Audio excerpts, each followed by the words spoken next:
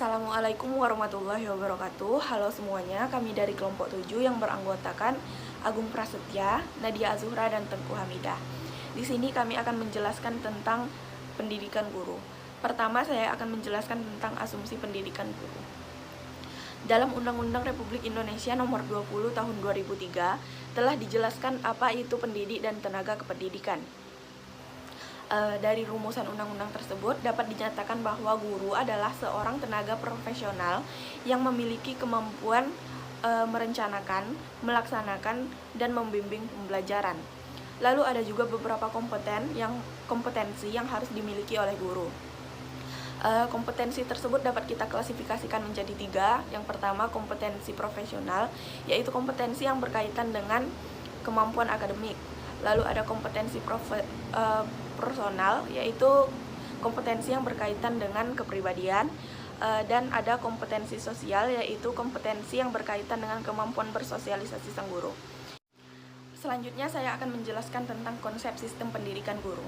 Sistem adalah suatu totalitas yang meliputi berbagai komponen yang berinteraksi dan terinteraksi secara keseluruhan, baik secara fungsional maupun struktural. Pendidikan guru dipadukan dalam suatu sistem pengadaan, pengembangan, dan pengelolaan.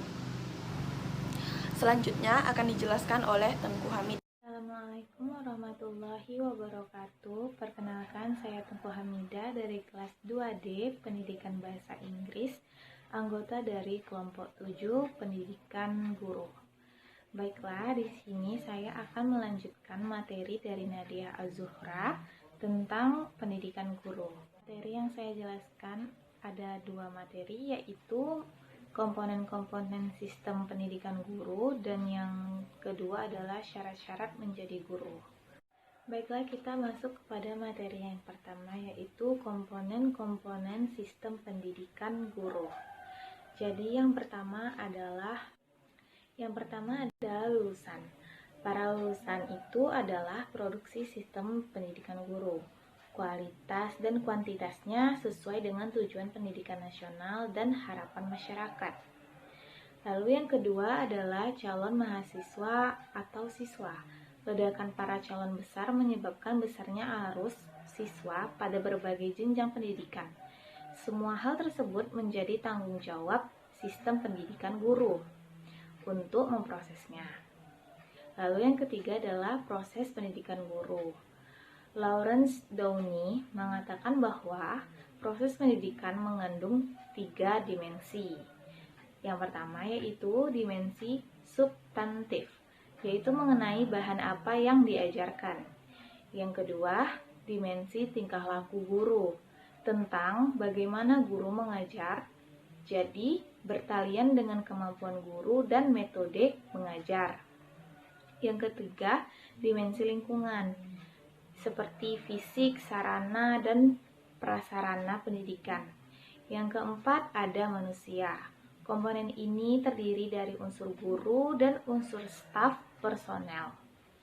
William Taylor mengatakan bahwa pada masa yang akan datang, peranan guru semakin bertambah luas. Dan yang kelima, ada metode. Tiap jenjang pendidikan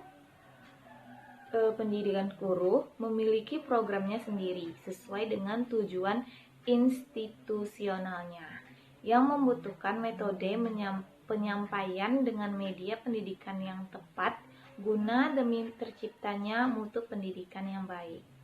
Yang keenam, ada evaluasi, berfungsi menilai sejauh mana keberhasilan proses pendidikan guru. 7, ada umpan balik. Komponen umpan balik ini sangat diperlukan dan perlu dikembangkan pengelolaan sistem informasi. Dan yang ke-8 ada komponen masyarakat. Komponen ini merupakan input eksternal sosial budaya. Masyarakat dan sistem pendidikan guru saling mempengaruhi satu sama lainnya. Karena itu diperlukan langsung tanggung jawab dan kerjasama secara efektif antara kedua pihak tersebut bersama dengan pemerintah. Dan juga dengan konteks masyarakat dan sosial budaya memiliki makna yang sangat strategis dalam suatu sistem pendidikan guru. Komponen ini merupakan sumber nilai dan sumber kebutuhan, sehingga mewarnai sistem pendidikan guru merupakan sistem cerminan karena dapat menimbulkan perubahan pada masyarakat dan budaya.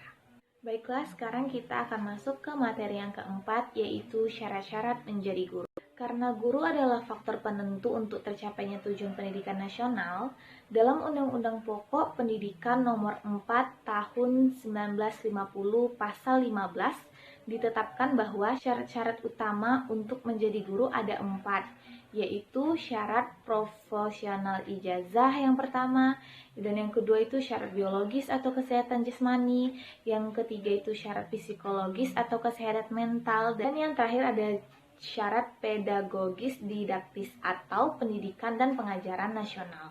Menurut Undang-Undang Nomor 14 Tahun 2005, yang dimaksud dengan guru adalah pendidik profesional dengan tugas utama mendidik, mengajar, membimbing, mengarahkan, melatih, dan menilai serta mengevaluasi peserta didik pada pendidikan usia dini dari jalur pendidikan formal, pendidikan dasar, dan pendidikan menengah.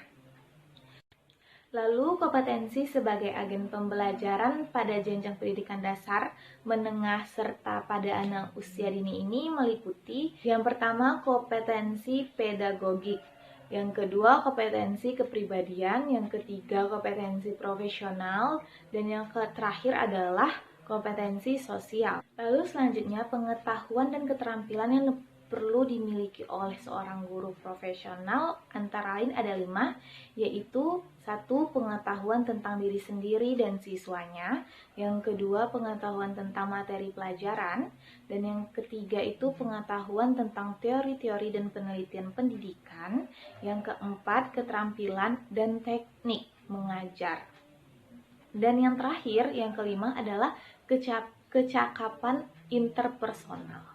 Baiklah, sekian materi yang dapat saya jelaskan, lebih kurangnya saya mohon maaf. Materi selanjutnya akan dilanjutkan oleh teman saya, Agung Prasetya. Assalamualaikum warahmatullahi wabarakatuh. Perkenalkan, saya Tengku Hamidah dari kelas 2D Pendidikan Bahasa Inggris, anggota dari kelompok 7 Pendidikan Guru. Baiklah, di sini saya akan melanjutkan materi dari Nadia Az-Zuhra tentang pendidikan guru. Materi yang saya jelaskan ada 2 materi, yaitu komponen-komponen sistem pendidikan guru, dan yang kedua adalah syarat-syarat menjadi guru. Baiklah, kita masuk kepada materi yang pertama, yaitu komponen-komponen sistem pendidikan guru. Jadi yang pertama adalah lulusan. Para lulusan itu adalah produksi sistem pendidikan guru. Kualitas dan kuantitasnya sesuai dengan tujuan pendidikan nasional dan harapan masyarakat. Lalu yang kedua adalah calon mahasiswa atau siswa. Ledakan para calon besar menyebabkan besarnya arus siswa pada berbagai jenjang pendidikan. Semua hal tersebut menjadi tanggung jawab sistem pendidikan guru untuk memprosesnya. Lalu yang ketiga adalah proses pendidikan guru. Lawrence Downey mengatakan bahwa proses pendidikan mengandung 3 dimensi. Yang pertama yaitu dimensi substantif, yaitu mengenai bahan apa yang diajarkan. Yang kedua, dimensi tingkah laku guru, tentang bagaimana guru mengajar, jadi bertalian dengan kemampuan guru dan metode mengajar. Yang ketiga, dimensi lingkungan, seperti fisik, sarana, dan prasarana pendidikan. Yang keempat, ada manusia. Komponen ini terdiri dari unsur guru dan unsur staf personel. William Taylor mengatakan bahwa pada masa yang akan datang, peranan guru semakin bertambah luas. Dan yang kelima, ada metode. Tiap jenjang pendidikan guru memiliki programnya sendiri sesuai dengan tujuan institusionalnya yang membutuhkan metode penyampaian dengan media pendidikan yang tepat guna demi terciptanya mutu pendidikan yang baik. Yang keenam ada evaluasi, berfungsi menilai sejauh mana keberhasilan proses pendidikan guru. 7 ada umpan balik. Komponen umpan balik ini sangat diperlukan dan perlu dikembangkan pengelolaan sistem informasi. Dan yang kedelapan ada komponen masyarakat. Komponen ini merupakan input eksternal sosial budaya. Masyarakat dan sistem pendidikan guru saling mempengaruhi satu sama lainnya. Karena itu diperlukan langsung tanggung jawab dan kerjasama secara efektif antara kedua pihak tersebut bersama dengan pemerintah. Dan juga dengan konteks masyarakat dan sosial budaya memiliki makna yang sangat strategis dalam suatu sistem pendidikan guru. Komponen ini merupakan sumber nilai dan sumber kebutuhan, sehingga mewarnai sistem pendidikan guru merupakan sistem cerminan karena dapat menimbulkan perubahan pada masyarakat dan budaya.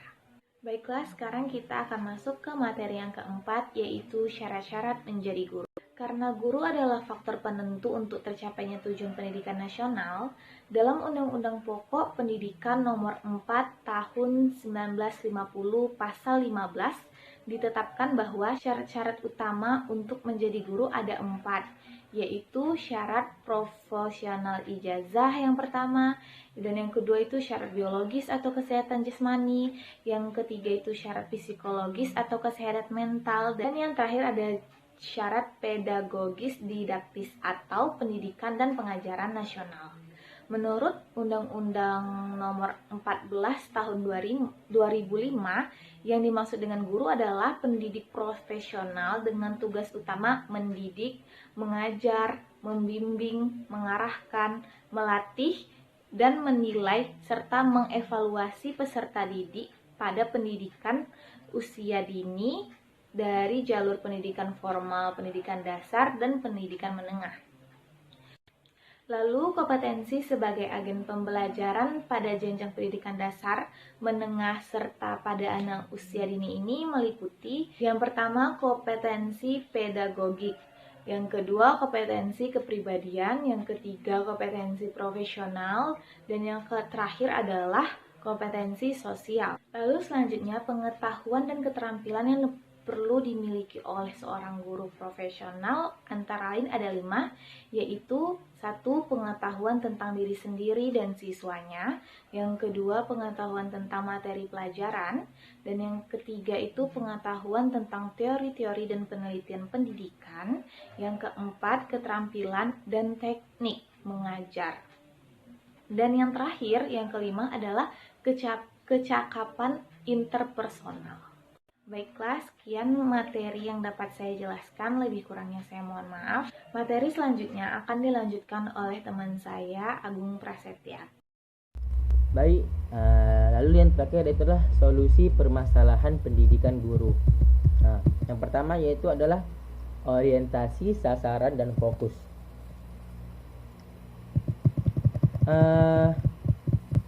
Pendidikan, lembaga pendidikan, tenaga pendidikan atau bisa disebut LPTK harus betul-betul berorientasi kepada tenaga kependidikan, yakni mendidik calon guru dan tenaga kependidikan lainnya. Hal ini perlu mendapat penekanan agar jangan sampai lulusannya bekerja di bidang lain di luar dari profesi guru ini. Selanjutnya yaitu adalah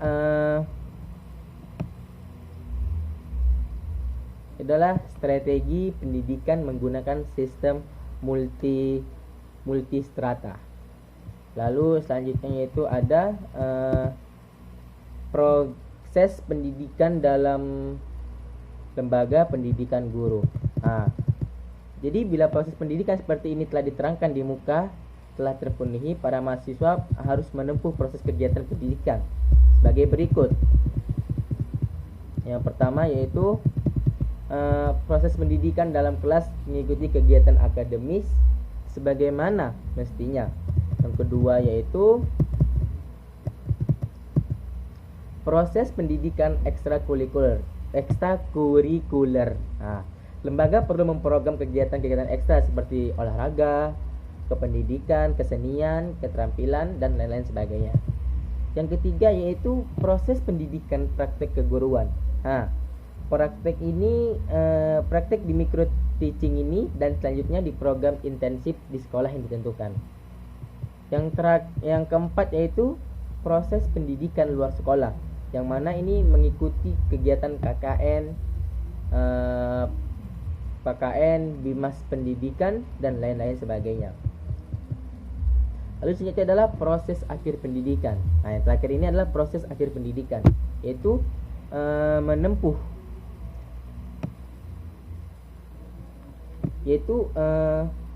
menempuh ujian akhir program dan proses penempatan direncanakan calon guru.